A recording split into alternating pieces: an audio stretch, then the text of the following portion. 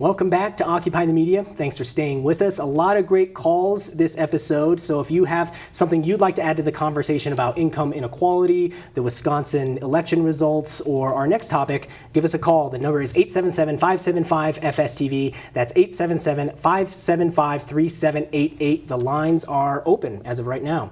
So let's talk about something innovative. It's a do-it-yourself technology that's coming out of the Occupy Wall Street movement.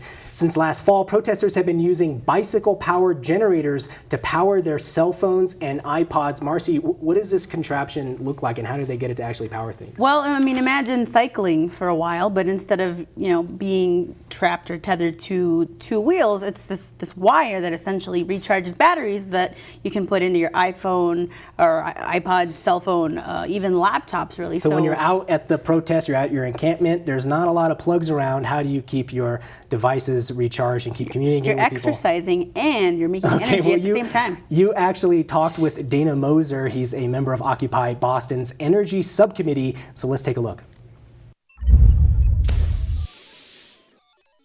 Dana, thank you so much for joining us today. Talk a little bit about this pedal-pushed power initiative that you and other members of Occupy Boston's Information Technology Working Group worked on.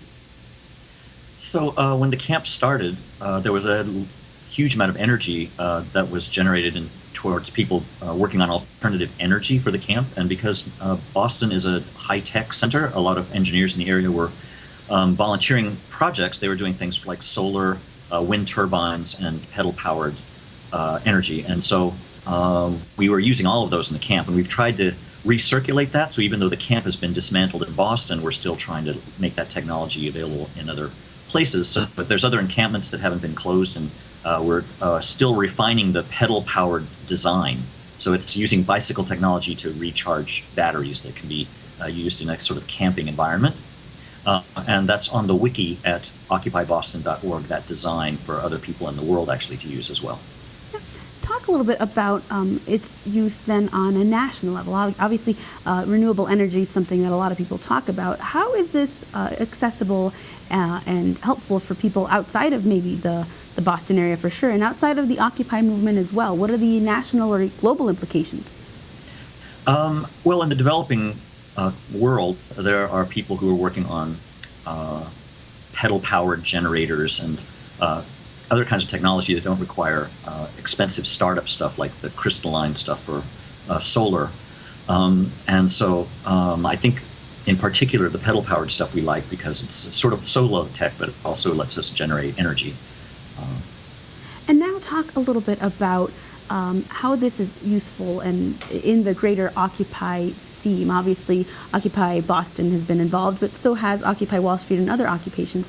Why did this topic resonate with other occupies? Well, it was always been a major theme of the Occupy movement to try to model and develop an alternative to the methods for generating energy and dealing with infrastructure that are not sustainable and actually exist just to generate profits for corporations. And so the alternative energy sources as an initiative it fits into that larger mission because it's something that if we nationalized it as part of our infrastructure, it would be good for the planet and it would be sustainable. That was Dana Moser, member of Occupy Boston, an engineer by trade, talking about their bicycle-powered generator contraption. Pretty cool there. It's interesting, like how people, it's merging kind of the DIY spirit of making your own new and interesting things with a desire to get out of the sphere and not have to get power or rely on big corporations or other things. What'd you make of it, Scott?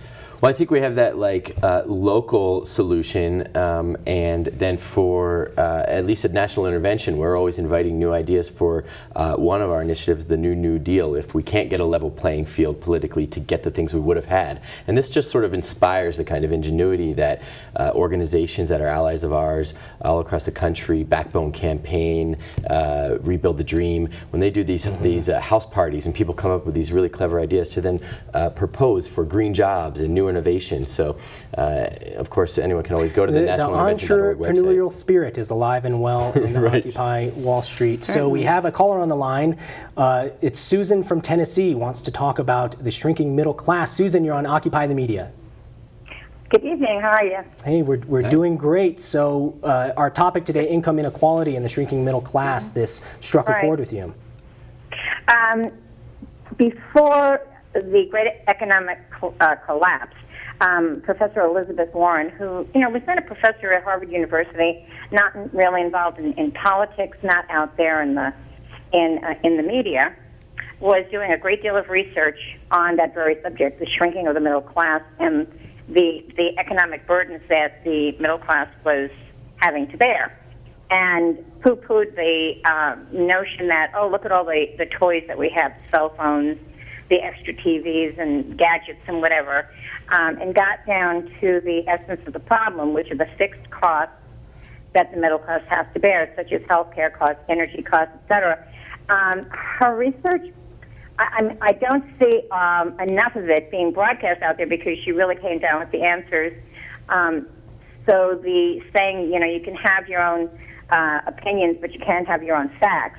She laid out the facts with a great deal of objective research, heavily backed up with really solid statistics and, the numbers from a lot of competent sources. And So Susan, it sounds like you think that the mainstream discussion about how to fix the economy and ways that we can create jobs are off the mark? No, I think some of them are very good ideas, but I think that anybody who has any doubt, I have people of my generation, I'm a senior, all right, and an older senior saying, well, look at these kids now, they've got all their gadgets, they have it better than we did. I point out, except, there are 5 or 6 things that they absolutely don't have it better than we did coming up. And her research, proves it. Okay, And, well, Susan, we have to move on, but thanks a lot for your calls. So, lots of gadgets in the U.S., not a lot of jobs. We have Agnes on the line from Ohio. You're on Occupy the Media. Hi, Agnes, you're on Occupy the Media. You there? Yes.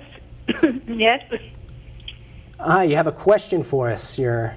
We're live on the air. You want to talk about the recall election? Well, I have something. I have a question about that. I wanted to know if Scott Walker could be recalled again, and if the vote could be contested somehow to cause a.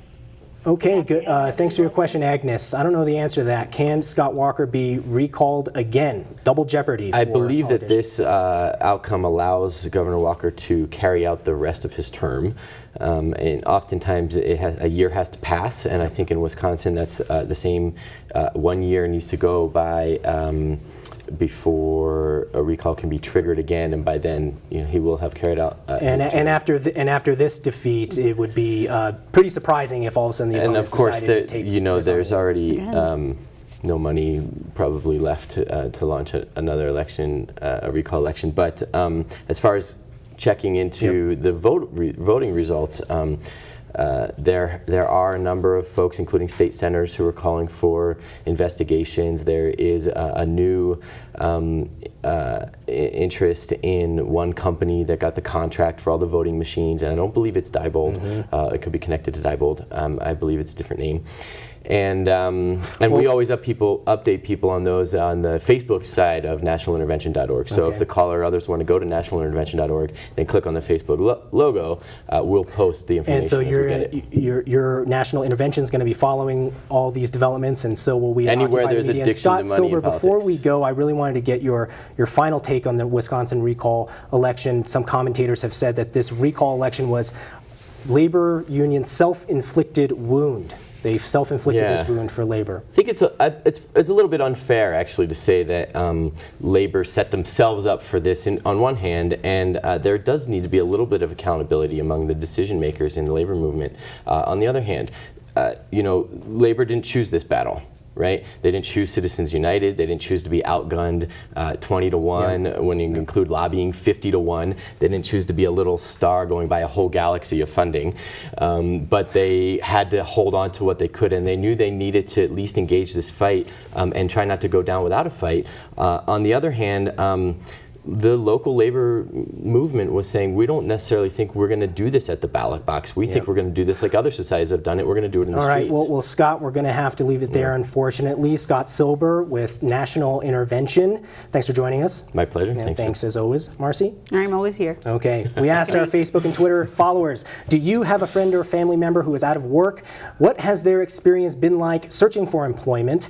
And Kevin writes, anger, depression, frustration, a giving up attitude, the spectrum of emotional issues. Valerie says, I can't even get part-time retail work here in Ohio. It seems that if you are under 40 or over 60, you aren't going to get hired. Brandon says, months of nothing. All you can get around here is a $10 temp that lets you go in 4 or 5 months. Well, that's it for this week. Just to remind you, Free Speech TV is a non-profit organization. We don't take money from corporations. We depend on our viewers, and no matter your financial situation, we always depend any amount of support. So if you like what we're doing here at Occupy the Media, we could really use your support and help us continue our mission. Go to freespeech.org and become a member. Thanks for joining us today. We will see you next week, Wednesday at 8 p.m. Eastern, 5 p.m. Pacific on Occupy the Media. Start spreading the news. I'm leaving today. I want to be a part of it. New York, New York. These vagabond shoes, they are longing to stray.